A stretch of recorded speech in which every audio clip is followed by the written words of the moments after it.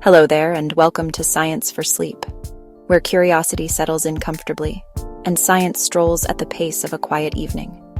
Tonight, we're going to take a gentle wander through an idea that has been whispered about in myths, pondered in philosophy, and now examined with the careful eyes of modern physics. It's a thought both strange and oddly familiar that the universe itself might not simply expand forever or vanish into nothingness, but could in time turn back on itself, folding reality into a grand loop that begins again. If that's true, then everything you've ever known, every laugh, every rainstorm, every tiny and vast thing could in some far distant age play out once more. The same stars could shine, the same hands could be held, the same questions asked, and maybe somewhere on that returning path, someone else, or maybe you again could be listening to a voice telling this very same story. Before we begin our slow dive into this looping cosmos, I'd like to ask you something small. Where are you listening from right now? Is the sun still lingering in your sky? Or has night already arrived where you are? Perhaps you're in the quiet space between when the day is just beginning to fade and lights start blinking on in windows. That little moment of change is something our lives are full of, and in a universe that might loop.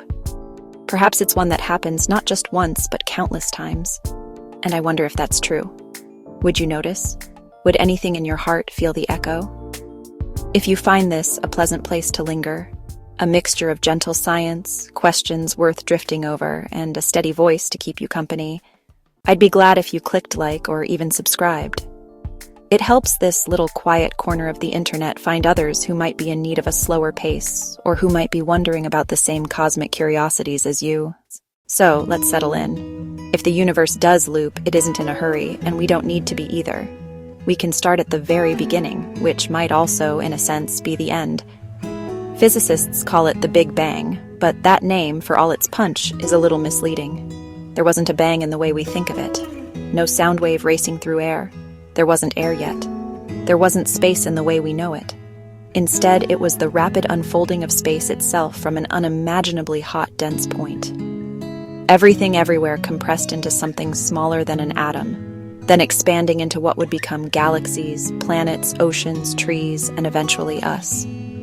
We picture this as a one-way journey out into ever more space. But what if that expansion slowed, stopped, and reversed? What if gravity, the same pull that keeps our feet on the ground, could one day call all of it back in? That's the starting point for the idea of a looping universe. This isn't just wild imagination. It comes from serious thinking about how matter, energy, and the laws of physics might behave over unimaginable timescales. If the universe has enough matter and energy density, gravity could eventually overcome the expansion, pulling galaxies toward each other again. The cosmic fabric would begin to contract. Stars would grow closer, the sky brighter, then hotter.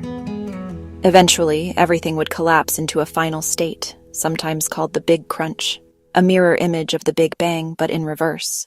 The thought that all of reality could run in cycles isn't new. Ancient cultures often imagine time as a circle.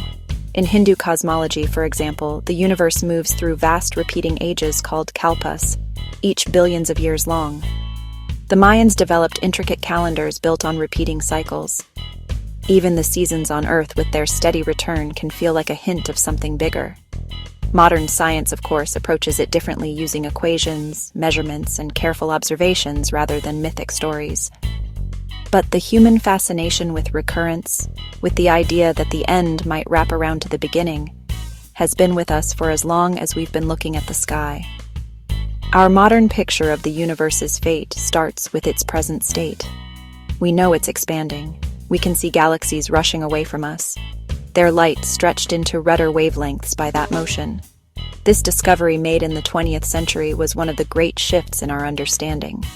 Instead of a static universe, we live in one that changes, that grows. But whether it will grow forever or turn back depends on its contents. Matter pulls inward, gravity working to slow expansion. Dark energy, a still mysterious force, pushes outward, accelerating it. The balance between these two, plus the actual geometry of space, decides the universe's future. In a universe without enough matter, expansion never stops. Space just gets bigger and bigger, galaxies drifting so far apart that each becomes a lonely island in the dark. But in a universe with high enough density, gravity eventually wins. Expansion slows, halts, and reverses. Galaxies fall together, stars collide, temperatures soar. On timescales so huge they're almost impossible to picture. Everything collapses into an ever-shrinking sphere of extreme density. That would be the Big Crunch, and possibly the start of the next cycle. Now, here's where it gets interesting. If that collapse really does bounce, starting another expansion, would the new universe be identical to the old one, or would it be entirely different? Physics, as we understand it, doesn't absolutely demand a perfect replay.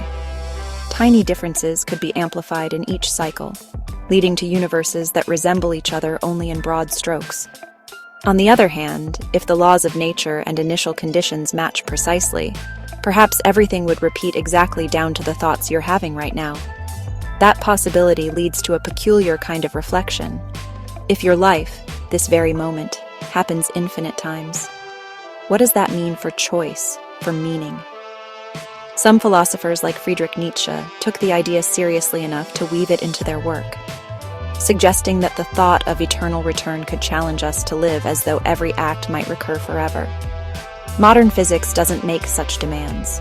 It just asks the question, could a loop like that be possible? To get anywhere near answering, scientists study the universe's shape and rate of expansion.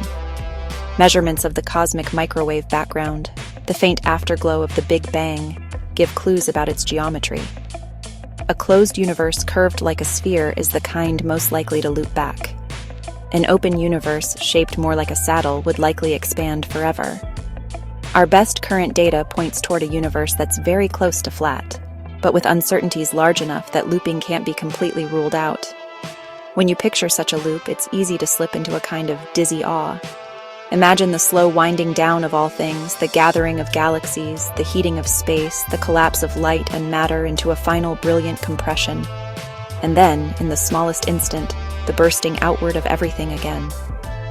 In that newborn cosmos, the first atoms forming, stars igniting, planets cooling, life stirring. And somewhere on one of those worlds, eyes turning upward to wonder where it all began. But the loop doesn't have to be dramatic to be meaningful. Even now in your own life, small cycles echo the great one. The turning of the earth brings day and night. The moon's phases come and go. Seasons return. Sleep follows wakefulness. Meals follow hunger. In that sense, we live inside many loops at once, each a miniature reminder that endings and beginnings are often just points along the same curve. If the universe really does loop, then this moment might not be the first time you've experienced it. It might not be the last. That thought, strange as it is, can be oddly comforting. It suggests that nothing is ever entirely lost, that in some way, perhaps far beyond our comprehension, every smile, every thought, every warm evening breeze might find its way back around. Of course, there's no guarantee. The data we have could point to an entirely different fate. But for tonight, as we settle deeper into this thought, we can follow the thread of possibility without needing to tie it off. We can let it carry us from the beginning of things toward the ancient stories humans have told about cycles, and how those stories in their own way anticipated what science is only now beginning to explore.